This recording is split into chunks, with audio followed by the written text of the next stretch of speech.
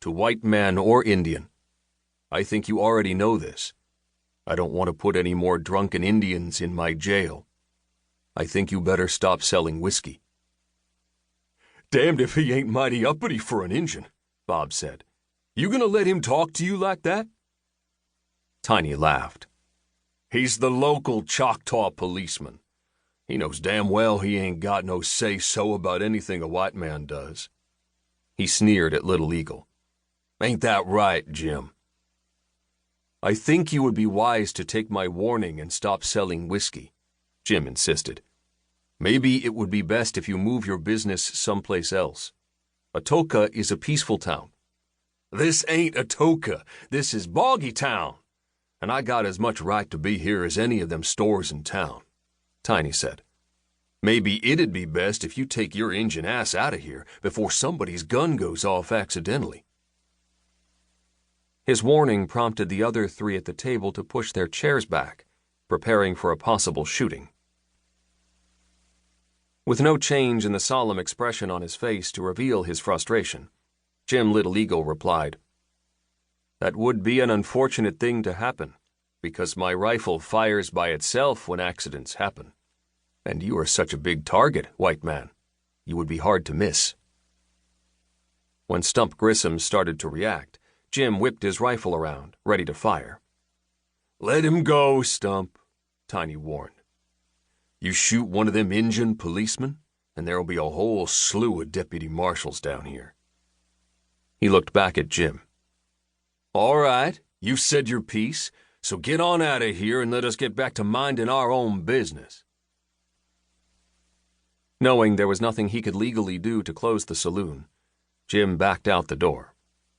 With a keen eye still on the door, he climbed on his horse and rode away. He had at least accomplished one thing by making the visit.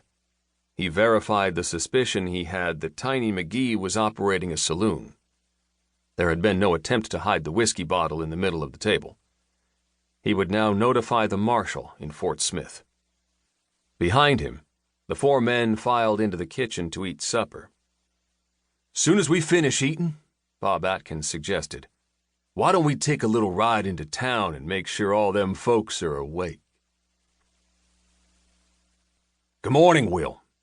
U.S. Marshal Dan Stone greeted his young deputy when he walked in the door of his office over the jail in Fort Smith. "Are you ready to get back to work?" "Yes, sir, I surely am," Will replied, and took a seat across from Stone's desk. It was a truthful answer, for he had spent the last 3 days in town, most of it sitting around Bennett House drinking coffee and listening to Sophie Bennett and her mother talking about the wedding coming up. Out of desperation, he had excused himself from their discussions from time to time, telling them he had to check on his horses and tack. He found himself longing for the hills and open prairies, and that was something that troubled him.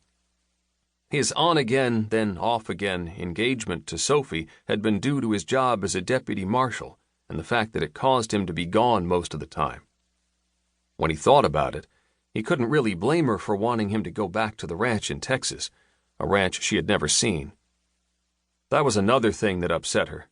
He had promised to take her there 3 weeks ago, but had to answer a call from Dan Stone to ride with 8 other deputies to capture a gang of train robbers targeting the MKT Railroad.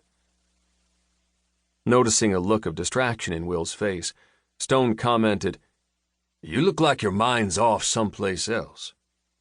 He flashed a smile and asked, "You thinking about that wedding? Is that where your mind was?" "Yes, sir. I expect it might have been, but it's back on business now," Will said. Stone had guessed right, but Will felt no inclination to tell his boss that he wasn't sure about getting married. He knew he would, however, because he had asked Sophie to marry him, and she had said yes. "Good," Stone said. "I'm sending you and Ed Pine down to Atoka to arrest 3 men who've been terrorizing the town." When he saw Will's questioning expression, he paused before continuing. "I know, you're thinking that sounds like a job for one deputy with a posse man and a cook, but Ed's been pushing me to send him back in the field. So I told him I would, but only in partnership with another deputy.